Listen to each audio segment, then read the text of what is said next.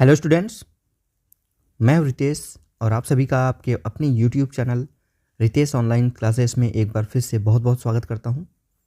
बच्चों, आज की इस क्लास में मैं आप लोगों के लिए यहां पे लेके आया हूं एनसीईआरटी के, मैं लिख देता हूं यहां पे एनसीईआरटी साइंस का क्लास 8 का साइंस का आपका अध्याय चौथा यानी कि चैप्टर 4 दहन और ज्वाला। एनसीईआरटी विज्ञान की कक्षा 8 का अध्याय 4 यानी कि पार्ट 4 पढ़ाऊंगा आज की इस वीडियो में। कंप्लीट एक वीडियो में आपको ये चैप्टर पूरा कंप्लीट करा दूंगा और मेरा यही उद्देश्य है कि आप लोगों को चैप्टर पढ़ाते ही जैसे स्टार्ट करूं और एंड करूं, ख़त्म करूं, उसी में आपको समझ में आ जाए। पूरा चैप्टर पढ़ते पढ़ते ही आप सारे प्रश्नों के उत्तर देने लायक हो जाएं। इस तरीके से मैं पढ़ाने की प्रयास को यहाँ पे करता हूँ। तो बस आप लोगों से इतना रिक्वेस्ट है कि आप लोग जो भी पढ़ें, जो भी यहाँ पे मैं पढ़ा रहा हूँ उसको ध्यानपूर्वक पढ़ें। आधे घंटे की लगभग की क्लास होगी तो उसको ध्यानपूर्वक पढ़िएगा, कोई जल्दबाजी नहीं है। एक बार पढ़ लेंगे तो दोबारा पढ़ने की ज़रूरत नहीं होगी। देखिए, यहाँ पे चैप्टर का नाम ही है दहन और ज्वाला। हम सब देखते होंगे हमारे घरों में किसी न किसी प्रकार से हम ईंधन का प्रयोग करते हैं। आप गाड़ियाँ चलाते हैं, कोई अगर 18 साल से ऊपर का हो गया है बच्चा तो वो गाड़ी चलाता होगा, देखते होंगे आपके मम्मी पापा गाड़ी चलाते होंगे तो उसमें भी किसी न किसी प्रकार के ईंधन का प्रयोग करते हैं। ठीक है, तो ईंधन का प्रयोग हम अपने जीवन के विविध कार्यों में, विविध प्रयोजनों में करते हैं। वही यहाँ पे बता रहा है ये। हम घर पर, उद्योगों में और वाहनों को चलाने के लिए विभिन्न प्रकार के ईंधनों का प्रयोग विविध प्रयोजनों के लिए करते हैं। क्या आप अपने घरों में प्रयुक्त होने वाले ईंधन के नाम बता सकते हैं? तो देखिए, घरों में प्रयोग होने वाले ईंधन में आपका सबसे प्रमुख हो गया यहाँ पे LPG, लिक्विड पेट्रोलियम गैस। जो आप सिलेंडर का यूज करते हैं घरों में वो यही है।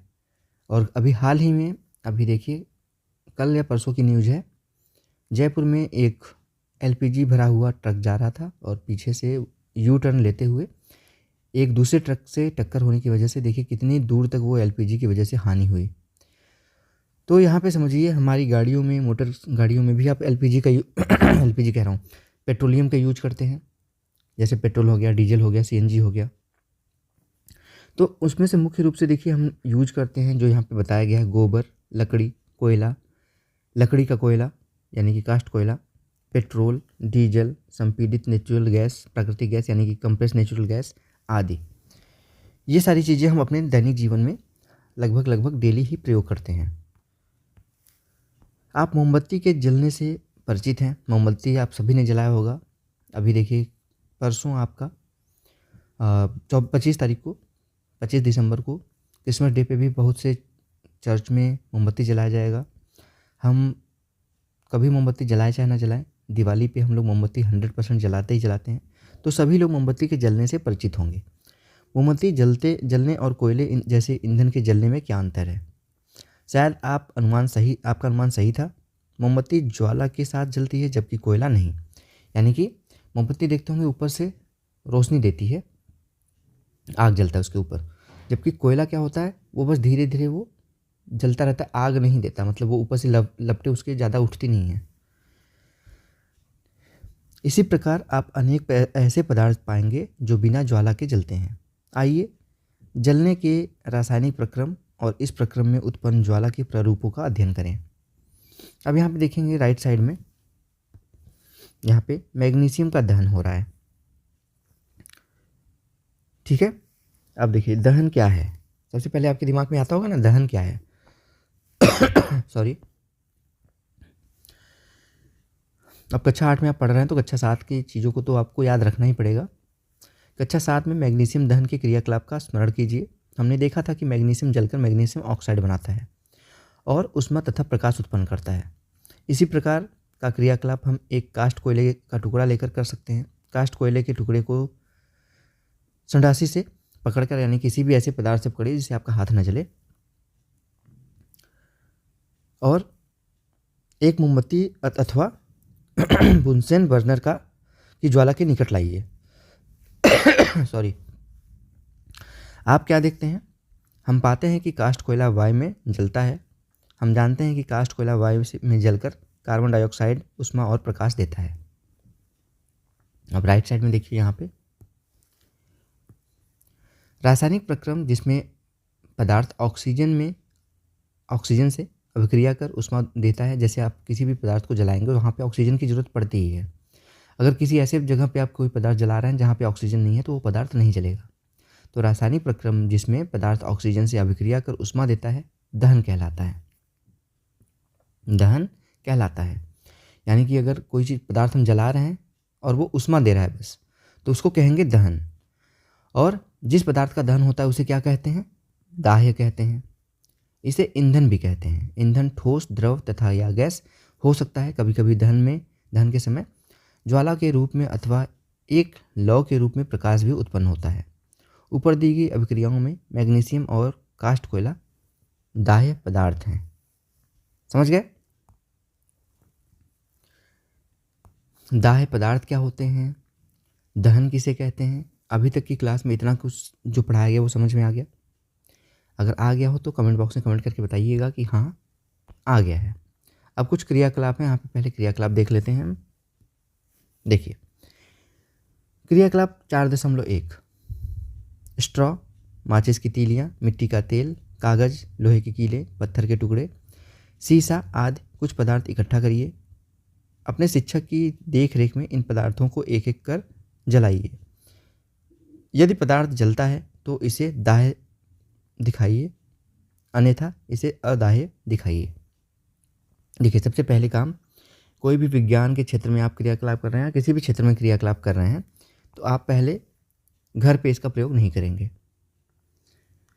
ठीक है, ये एक्सपर्ट्स के लिए है। अब यहाँ पे एक तरफ बना पदार्थ, एक तरफ बना दाह्य, एक तरफ बना अदाह्य। क्या क्या पदार्थ था? लकड़ी था, कागज़ था, लोहे की कीलें थी, मिट्टी का तेल था, पत्थर का टुकड़ा, स्ट्रॉ, काष्ठ कोयला और नीचे और भी चीज़ें हैं, देख लीजिए। ठीक है, माचिस की तीलियाँ, कांच। अब इसमें से बताइए अगर आप जलाएंगे तो कौन कौन सी चीज़ जलेगी?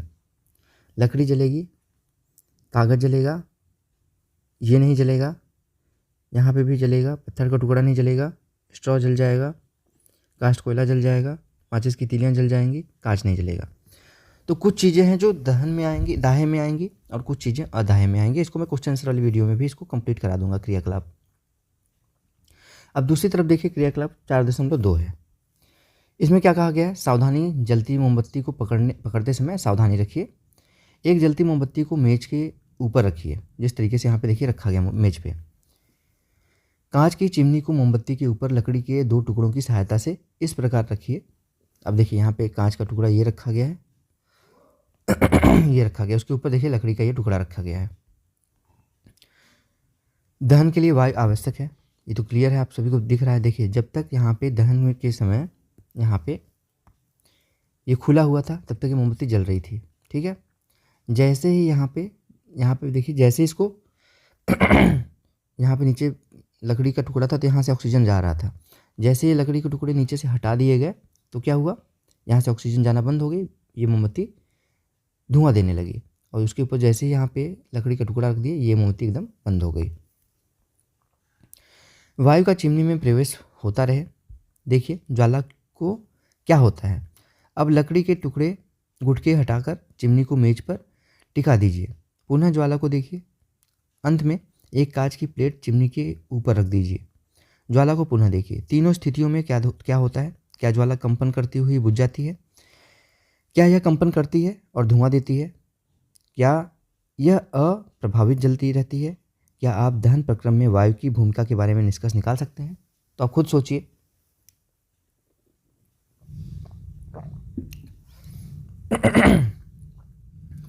जब तक देखिए ऑक्सीजन, मैंने बोला ना, जब तक जलती हुई चीज़ है तो वहाँ पे जब तक ऑक्सीजन उपस्थित होगा तभी तक वो चीज़ जलेगी।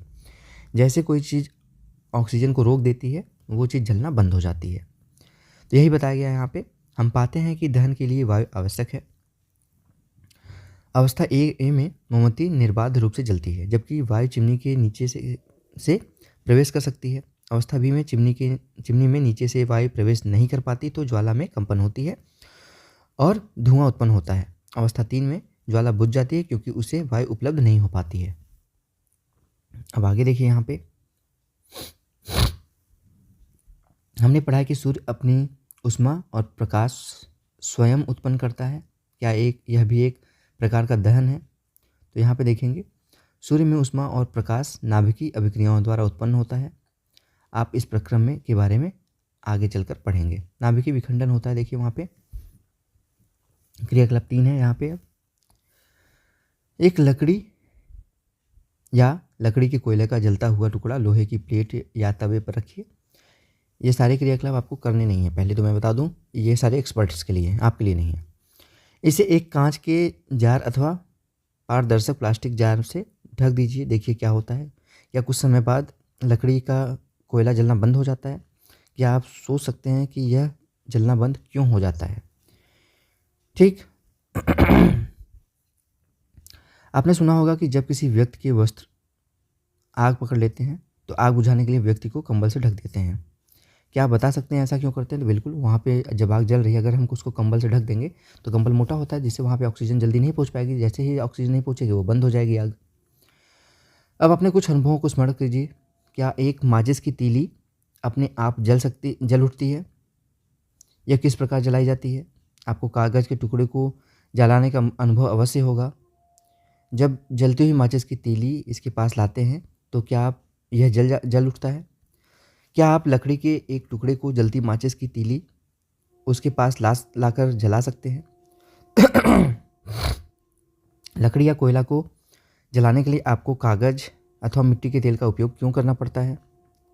क्या आपने जंगल में लगने वाली आग के बारे में सुना है? देखिए यहाँ पे थोड़ा सा तबीयत खराब हो गया, इसकी वजह से खांसी वगैरह हो रही है। अब यहाँ पे देखेंगे, जंगल की आग दिखाई गई है। गर्मियों के मौसम में बहुत अधिक गर्मी पड़ने पर कुछ स्थानों पर सूखी घास आग पकड़ लेती है। घास से आग पेड़ों में फैल जाती है और जल्दी पूरा जंगल आग की चपेट में आ जाता है। इस प्रकार की आग को बुझाना बहुत कठिन होता है। तो ये अपने आप देखिए जलने वाली आग है। आगे अब चलते हैं। क्या ये अनुभव आपको बताते हैं कि विभिन्न पदार्थ विभिन्न ताप पर आग पकड़ते हैं? कोई पदार्थ कम तापमान पे ही आग पकड़ लेता है, कोई पदार्थ ज़्यादा तापमान पे आग पकड़ता है।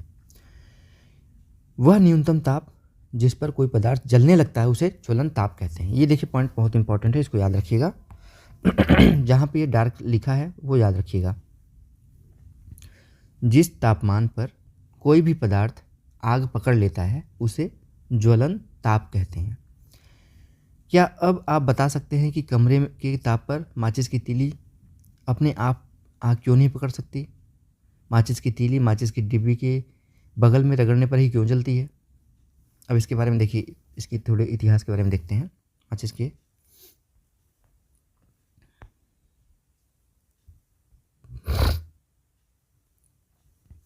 माचिस का इतिहास बहुत पुराना है। 5000 से अधिक वर्ष पूर्व माचिस मिस्र में गंधक में डुबोए एक चीड़ की लकड़ी के छोटे टुकड़े माचिस की तरह उपयोग किए जाते थे। आधुनिक निरापद माचिस का विकास लगभग 200 वर्ष पूर्व हुआ।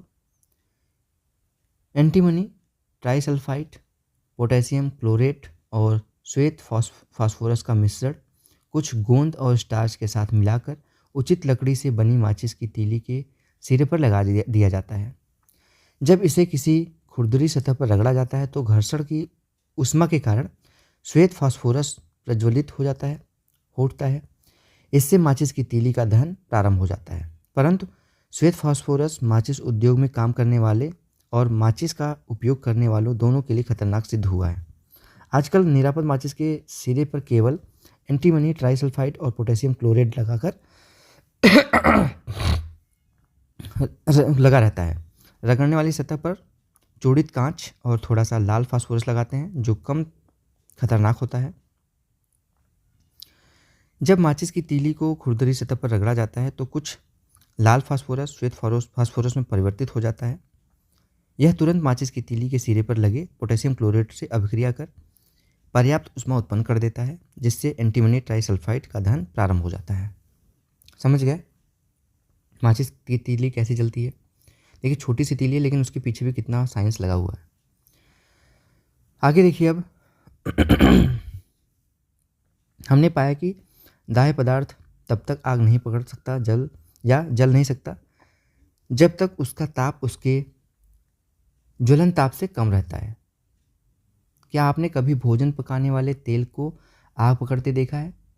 जब तलने वाला बर्तन लंबे समय तक जलते हुए स्टोव पर रखा जाता है, कमरे के ताप पर मिट्टी का तेल और लकड़ी अपने आप आग नहीं पकड़ते, परंतु यदि मिट्टी के तेल को थोड़ा गर्म कर दें तो वह आग पकड़ लेता है। क्या इसका ज्वलन ताप लकड़ी के ज्वलन ताप से कम है? क्या इसका अर्थ है कि मिट्टी के तेल के रखने में हमें विशेष सावधानी बरतनी होगी? निम्नलिखित क्रियाकलाप प्रदर्शित करते हैं कि किसी पदार्थ के दहन के लिए उसका ताप उसके ज्वलन ताप तक पहुंचना आवश्यक है। देखिए यहाँ पे जो भी मैं पढ़ा रहा हूँ उसको ध्यान से समझेंगे, सुनेंगे तो आपको याद हो जाएंगी चीज़ें। क्रियाकलाप अगला है यहाँ पे। अब सावधानी, जलती हुई मोमबत्ती से सावधानी से काम करें। यहाँ पे देखिए मोमबत्ती जलाई गई है, कागज़ के 2 कप तैयार किए गए हैं। इसमें से 1 कप में 50 मिलीलीटर जल डालिए। दोनों कपों को अलग अलग मोमबत्ती पर गर्म कीजिए। आप देखते हैं क्या पाते हैं। देखिए जिसमें कुछ भी नहीं है और जिसमें पानी है 50 उसमें क्या अंतर होगा, आगे देखते हैं। कागज़ के खाली कप का क्या होगा, जलयुक्त कागज़ के कप का क्या होगा? क्या इस कप का जल गर्म हो जाता है? तो देखेंगे इसके आगे। यदि हम कप को गर्म करना जारी रखते हैं तो हम कागज़ के कप में भी जल को उबाल सकते हैं। क्या आप एक परिघटना का कोई स्पष्टीकरण सोच सकते हैं? कागज़ के कप को दी जाने वाली ऊष्मा चालन द्वारा जल में चली जाती है, अतः जल की उपस्थिति में ताप कागज़ के ज्वलन ताप तक नहीं पहुंच पाता। मतलब पानी जो है वो कागज़ के ज्वलन ताप तक उसको पहुंचने ही नहीं देता। जब पहुंचने नहीं देगा तो वो जलेगा नहीं कागज़, इसलिए वह जलता नहीं। जिन पदार्थों का ज्वलन ताप बहुत कम होता है और जो ज्वाला के साथ सफलतापूर्वक आग पकड़ लेते हैं उनको क्या कहते हैं? ज्वलनशील पदार्थ। ज्वलनशील पदार्थ के उदाहरण हैं पेट्रोल, अल्कोहल, द्रवित पेट्रोलियम गैस, जो भी मैंने बताया कि कल आपका वो दुर्घटना हुई है जयपुर में, आदि। एलपीजी का फुल फॉर्म होता है लिक्विड पेट्रोलियम गैस। क्या आप कुछ और ज्वलनशील पदार्थों की सूची बना सकते हैं? तो बिल्कुल, जैसे आपके पेट्रोल हो गए, डीजल हो गए, ये सारे ज्वलनशील पदार्थ हैं। सीएनजी हो गया। अब यहाँ पे देखिए फायरमैन दबाव के साथ जल फेंक कर आग बुझाते हैं। जैसे पानी अगर वहाँ पे गिरा तो आग तो बुझेगी, लेकिन अगर प्रेशर से जाएगा तो क्या होगा कि वहाँ का ऑक्सीजन भी हट जाएगा और पानी की वजह से वो जल्दी बुझ जाएगा। क्या आपके शहर नगर में फायर ब्रिगेड स्टेशन है? जब फायर ब्रिगेड आती है तो वह क्या करती है? ठीक है, अब यहाँ पे देखिए इधर से 4.2 हम आग पर नियंत्रण कैसे पाते हैं? आपने घरों, दुकानों और कारखानों में आग लगते देखा होगा या सुना होगा। यदि आपने इस प्रकार की कोई दुर्घटना देखी है तो उसका संक्षिप्त विवरण अपनी नोटबुक में लीजिए। अब कई बार मैं बता चुका हूँ वीडियो में, कल वाली परसों वाली घटना पूरे इंडिया में फेमस हुई है। जयपुर में एलपीजी का ट्रक जा रहा था। देखिए ट्रक इधर से जा रहा था, ऐसे यू टर्न लिया सड़क पे, उसने यू टर्न लिया, उसको इधर जाना था।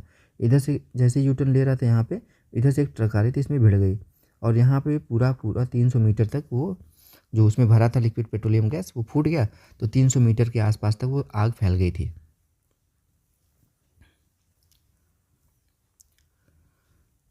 आपने अपने शहर, यहाँ पे अब आते हैं, आपने अपने शहर नगर में फायर ब्रिगेड स्टेशन देखे होंगे। जब फायर ब्रिगेड की गाड़ी आती है तो वह क्या करती है? वह आग पर जल डालती है। जल ज्वलनशील पदार्थ को ठंडा करता है जिससे उसका ताप उसके ज्वलन ताप से कम हो जाता है। ऐसा करने से आग का फैलना रुक जाता है। जलवाष्प ज्वलनशील पदार्थ को घेर लेते हैं जिससे वायु की यहाँ पे आपूर्ति बंद हो जाती है। अभी मैंने बताया ना कि प्रेशर से इसीलिए डालते हैं और आग बुझ जाती है। आपने पढ़ा है कि आग उत्पन्न करने के लिए 3 आवश्यकताएं होती हैं। क्या आप इन आवश्यकताओं की सूची बना सकते हैं?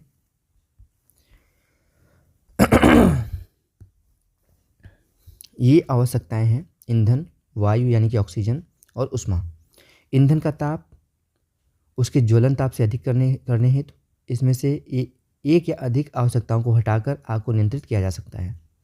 यानी कि ईंधन, वायु यानी ऑक्सीजन और ऊष्मा, इन तीनों में से अगर एक चीज़ हटा ली जाए तो आग पे काबू किया जा सकता है। आग बुझाने वालों का कार्य वायु का प्रभाव काटना या ईंधन का ताप कम करना या दोनों होते हैं। ध्यान दीजिए कि अधिकांश स्थितियों में ईंधन को हटाया नहीं जा सकता। उदाहरण के लिए यदि किसी भवन में आग लगती है तो संपूर्ण भवन ही ईंधन होता है, क्योंकि सभी घर में कई प्रकार की चीज़ें होती हैं जो ईंधन का काम करती हैं, जलती हैं। ठीक है, तो उसको आप मान के चलिए कि पूरा घर ही ईंधन का काम करने लगता है फिर वहाँ पे। आपने कई जगहों पे सार्वजनिक स्थलों पे ये सब देखा होगा लगे हुए अग्निशमन जो रोकते हैं, अग्निशामक। ऑफिस में देखा होगा, पेट्रोल पंप पे देखा होगा, पुलिस थाने पे देखा होगा, रेलवे स्टेशनों पे देखा होगा। क्या होते हैं ये? जल सबसे अधिक प्रचलित अग्निशामक है, यानी सबसे आसानी से जल बुझाता है, सब जगह अवेलेबल है, उपलब्ध है। परंतु जल कभी तभी कार्य कर सकता है जब लकड़ी और कागज़ जैसी वस्तु में आग लगी हो। यदि विद्युत उपकरणों में आग लगी है तो क्या उस पर आप पानी डालेंगे? खुद बताइए। अगर कोई बिजली के खंभे पे आपका आग लगा हुआ है तो क्या उस जगह उस आग को बुझाने के लिए आप पानी डालेंगे? तुरंत लाइट मार देगा आपको, क्योंकि क्या है, विद्युत का सुचालक है पानी। जल विद्युत का चालन कर सकता है और आग बुझाने वालों को हानि हो सकती है। तेल और पेट्रोल में लगी आग बुझाने हेतु भी जल का उपयोग उचित नहीं होता। क्या आपको याद है कि जल तेल से भारी होता है? समझ रहे हैं ना आप? जब जल डालेंगे तो वो नीचे बैठ जाएगा और तेल ऊपर आ जाएगा, फिर भी आग लगी रहेगी। अतः यह तेल के नीचे चला जाता है और तेल ऊपर जलता रहता है। विद्युत उपकरण और पेट्रोल जैसे ज्वलनशील पदार्थों में लगी आग के लिए कार्बन डाइऑक्साइड उपयोगी होता है। देखिए अब यहाँ पे बहुत महत्वपूर्ण होता है CO2, कार्बन डाइऑक्साइड। इसके अंदर आपकी कार्बन डाइऑक्साइड ही भरी रहती है। सबसे अच्छा अग्निशामक है। ऑक्सीजन से भारी होने के कारण CO2 आग को एक कंबल की तरह लपेट लेता है। इससे ईंधन और ऑक्सीजन यह के बीच संपर्क टूट जाता है, अतः आग पर नियंत्रण हो जाता है। CO2 का अतिरिक्त लाभ यह है कि सामान्यतः यह विद्युत उपकरणों को भी हानि नहीं पहुंचाता। हमें कार्बन डाइऑक्साइड की आपूर्ति कहाँ से मिलती है? उच्च दाब पर यह द्रव के रूप में सिलेंडरों में भरी जा सकती है। LPG किस रूप में सिलेंडरों में भरी जाती है? तो आप देखते होंगे LPG भी जो आपके घरों में सिलेंडर आता है उसके अंदर जो भरी रहती है वो लिक्विड फॉर्म में रहती है, तरल पदार्थ में रहती है, लेकिन वो जब निकलती है बाहर तो वो गैस में बदल जाती है। सिलेंडर से छोड़े जाने पर ये हो गया। ठीक है, यहाँ पे देखिए अब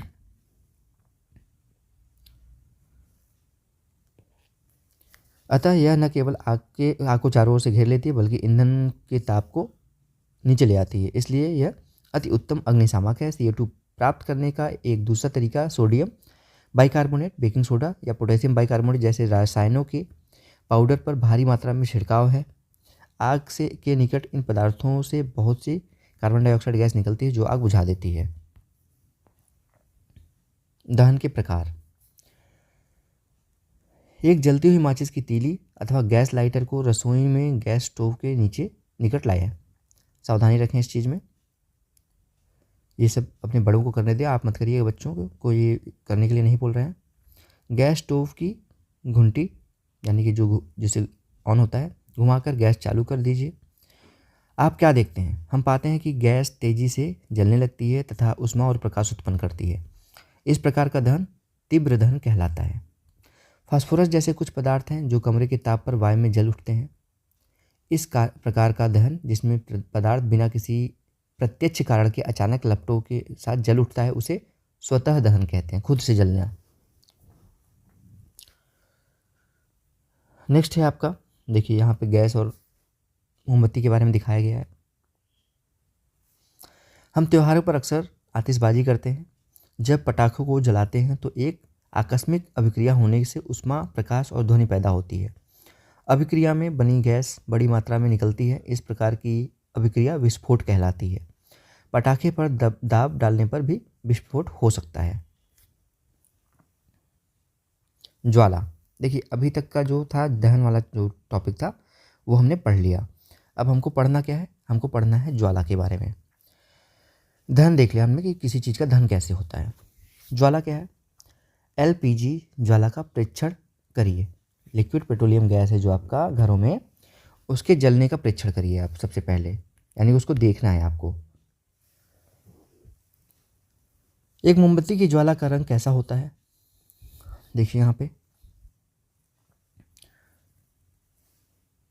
मोमबत्ती की जो ज्वाला होती है लगभग वो वाइट कलर की होती है, लेकिन जो मिट्टी के तेल वाला होता है वो पीला कलर का होता है, इसे धुआं देता है।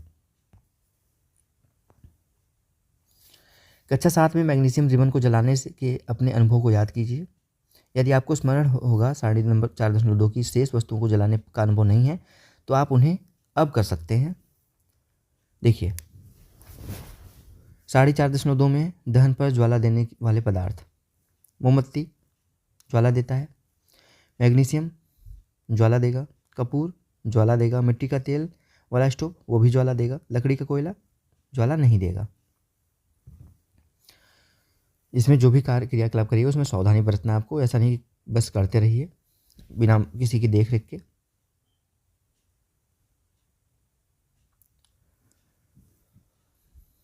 देखिए पहले 4.10 देखते हैं, आपका ये वाला देखते हैं पहले चित्र। दहन के समय जो पदार्थ वाष्पित होते हैं वे ज्वाला का निर्माण करते हैं। उदाहरण के लिए मिट्टी का तेल और पिघलती हुई मोमबत्ती के साथ साथ ऊपर उठते हैं और दहन के समय वाष्पित होकर ज्वाला का निर्माण करते हैं। इसके विपरीत लकड़ी का कोयला वाष्पित नहीं होता और ज्वाला उत्पन्न नहीं करता। क्रियाकलाप 4.5 में क्या कांच की नली से बाहर निकलने वाले मोम का वाष्प क्या ज्वाला उत्पन्न होने का कारण हो सकता है, तो बिल्कुल है। देखिए यहाँ पे ऊपर की तरफ हल्का सा ज्वाला दिख रहा है इसमें। जब मोमबत्ती की ज्वाला स्थिर हो जाती है तो ज्वाला के दीप्त क्षेत्र में एक कांच की प्लेट स्लाइड प्रविष्ट कीजिए, उसे संडासी से पकड़िए, 10 सेकंड तक पकड़े रहिए, फिर उसे हटाकर हटा लीजिए। आप क्या देखेंगे, देखिए उसमें ऊपर हल्का सा आग दिखेगी। 4.11 फोटो देखिए, इसमें मोमबत्ती के ऊपर रखा गया है ये कांच की प्लेट। कांच की प्लेट स्लाइड पर एक गोल काला वलय बन जाएगा। यह ज्वाला के दीप्त क्षेत्र में उपस्थित बिना जले कार्बन कणों के जमाव के कारण होता है। एक पतले लंबे तांबे के तार को लगभग 30 सेकंड तक ज्वाला के अदीप्त क्षेत्र में पकड़कर रखिए, यानी कि जो जल नहीं रहा है। ध्यान दीजिए कि तार का भाग जो ज्वाला के कुछ ही बाहर है रक्त लाल हो जाए, मतलब रेड कलर में हो जाता है, वो देखेंगे आप। ज्वाला के अदीप्त क्षेत्र का ताप बहुत अधिक होता है। वास्तव में ज्वाला का यह भाग सबसे अधिक गर्म होता है, जो यहाँ पे दिखाता हूँ मैं। देखिए जो जल रही मोमबत्ती ना, जो यहाँ पे सबसे ऊपर की लौ है उसके अंदर वाला जो भाग है सबसे गर्म यही क्षेत्र होता है। सोने और चांदी को पिघलाने के लिए सुनार धातु की फुकनी से ज्वाला के सबसे बाहरी भाग को उस पर छोड़ता है। अब इसको देखेंगे तो बहुत अच्छे से समझ में आएगा इस फिगर को। मोमबत्ती यहाँ पे जलाई गई है, यहाँ पे देखेंगे ये उसका जो डोरी होती है, बिना जली मोमबत्ती का सबसे आंतरिक क्षेत्र मोमबत्ती है। सबसे कम गर्म क्षेत्र होता है मोमबत्ती के जो धागा उसके ऊपर वाला क्षेत्र। फिर उसके ऊपर जाएंगे तो ये भी कम गर्म होता है, यहाँ के उसके ऊपर हल्का सा आंशिक दहन होता है। फिर सबसे गर्म जो क्षेत्र होता है ये ऊपर वाला एरिया होता है। पूर्ण दहन का बाह्य क्षेत्र होता है, यहाँ पे पूर्ण दहन हो जाता है, नीला उसमें से लौ निकलने लगता है। देखिए यहाँ पे सुनार है 4.14 में 4.14 में यहाँ पे फूंक के वो जलाते हैं ना सोने और चांदी को, वे ज्वाला के सबसे बाहरी भाग का उपयोग क्यों करते हैं, क्योंकि वहाँ पे सबसे ज़्यादा ताप होता है। नेक्स्ट पॉइंट है आपका ईंधन क्या है। याद कीजिए कि घरेलू और औद्योगिक उपयोगों से संबंधित ऊष्मा ऊर्जा के प्रमुख स्रोत लकड़ी, काष्ठ कोयला, पेट्रोल, मिट्टी का तेल आदि हैं। ये पदार्थ ईंधन कहलाते हैं। अच्छा ईंधन वह है जो सहज उपलब्ध हो जाता है, यह सस्ता होता है और वायु में सामान्य दर पर से सुगमतापूर्वक जलता है। यह अधिक मात्रा में ऊष्मा उत्पन्न करता है। यह जलने के उपरांत कोई अवांछनीय पदार्थ नहीं छोड़ता, यानी कि क्या आपके घर में जो गैस जलाते हैं आप खाना बनाने के लिए, क्या उसको जलाने के बाद कुछ बचता है, उसमें नहीं बचता, खत्म हो जाता है सब कुछ। संभवतः ऐसा कोई भी ईंधन नहीं है जिसे एक आदर्श ईंधन माना जा सके। हमें ऐसा ईंधन ढूंढना चाहिए जो किसी विशिष्ट उपयोग की अधिकांश आवश्यकताएं पूरी करता हो। ईंधन के मूल्यों में भिन्नता होती है। कुछ ईंधन अन्य ईंधनों की अपेक्षा सस्ते होते हैं, जैसे मिट्टी का तेल। जिन ईंधनों से आप परिचित हैं उनकी सूची बनाइए 4.3 की महत्व उन्हें ठोस, द्रव और गैसीय ईंधनों में वर्गीकृत कीजिए। नेक्स्ट है ईंधन क्षमता। यदि आपसे कहा जाए कि गोबर के उपले, कोयला और एलपीजी को जलाकर पानी की एक निश्चित मात्रा को उबालें, तो आप कौन से ईंधन को चुनेंगे? सीधी सी बात है, हम एलपीजी को चुनेंगे। इसका कारण बताइए। आप अपने माता पिता की मदद ले सकते हैं। क्या ये ईंधन बराबर मात्रा में ऊष्मा उत्पन्न करते हैं? किसी ईंधन के 1 किलोग्राम के पूर्ण दहन से प्राप्त ऊर्जा की मात्रा उसका ऊष्मीय मान होता है। ऊष्मीय मान देखिए, याद रखिए, बहुत इंपॉर्टेंट है। 1 किलो कोयला लीजिए, 1 किलो मिट्टी का तेल लीजिए, 1 किलो गोबर गैस लीजिए, 1 किलो एलपीजी लीजिए। उससे कोई चीज़ जलाइए, वो 1 किलो जो है वो जितने पदार्थ को जलाता है वही उसका ऊष्मीय मान होता है। ईंधन के ऊष्मीय मान को किलोजूल प्रति किलोग्राम मात्रक द्वारा प्रदर्शित किया जाता है। मतलब 1 किलोग्राम वो ईंधन जलाने पे कितने जूल ऊष्मा उत्पन्न हुई। कुछ ईंधनों में ऊष्मीय मान 4.4 में दिए गए हैं। अब देखिए यहाँ पे, जैसे ठोस ईंधन है कोयला, द्रव ईंधन है मिट्टी का तेल, गैस ईंधन है प्राकृतिक गैस। देखिए गोबर के उपले से क्या है, ऊष्मीय मान 6,000 है, 6,000 से 8,000। लकड़ी से 17,000 से 22,000, कोयला से 25,000 से 33,000, पेट्रोल से देखिए 45,000, मिट्टी के तेल से 45,000, डीजल से 45,000, मीथेन से 50,000, सीएनजी से 50,000, एलपीजी से 55,000, जैव गैस से 35 से 40,000, हाइड्रोजन से 1.5 लाख। अब सबसे देखिए ज़्यादा हाइड्रोजन से है। समझ गए? अब देखिए ईंधन के दहन से हानिकारक उत्पाद प्राप्त होते हैं। ऐसा नहीं है कि जब ईंधन जला रहे हैं तो उससे फ़ायदा ही है, नुकसान भी होता है ना। अब गाड़ियों से धुआं निकलता है तो उससे प्रदूषण होता है। इसको भी पढ़ लीजिए।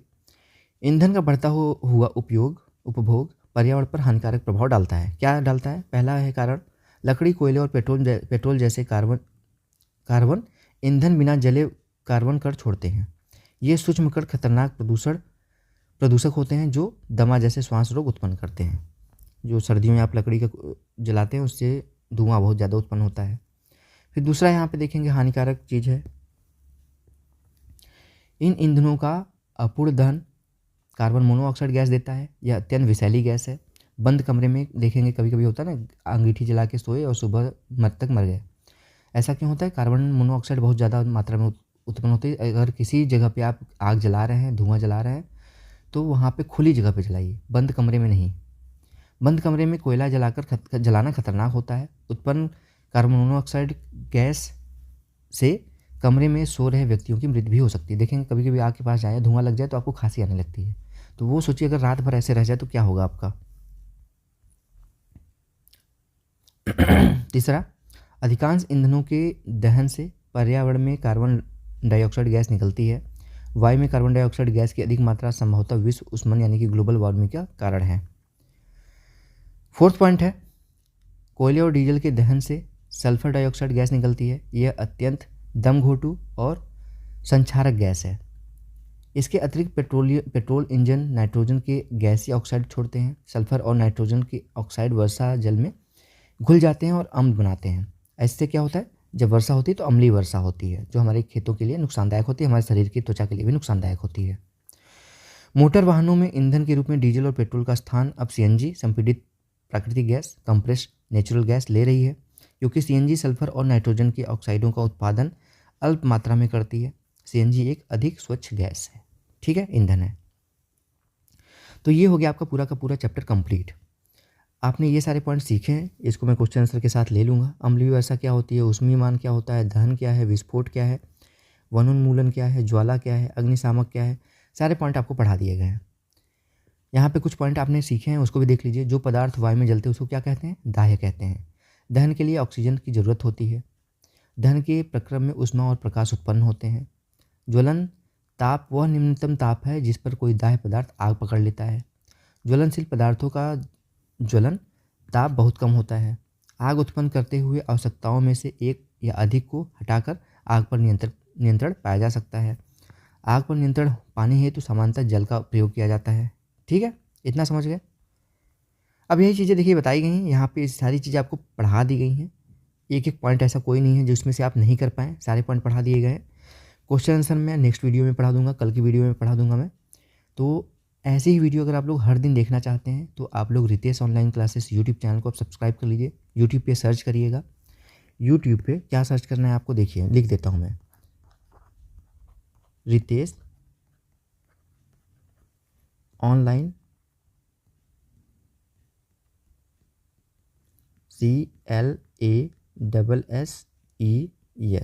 Ritesh online classes YouTube channel search करिएगा, उसको सब्सक्राइब कर लीजिएगा। 100% मैं बता रहा हूँ आपको लाभ जो भी मिलेगा 100%। कक्षा 1 से लेकर कक्षा 10 तक की NCERT की सारी क्लासेस में आपको हर विषयों की क्लासेस बिल्कुल फ्री में प्रोवाइड करूँगा।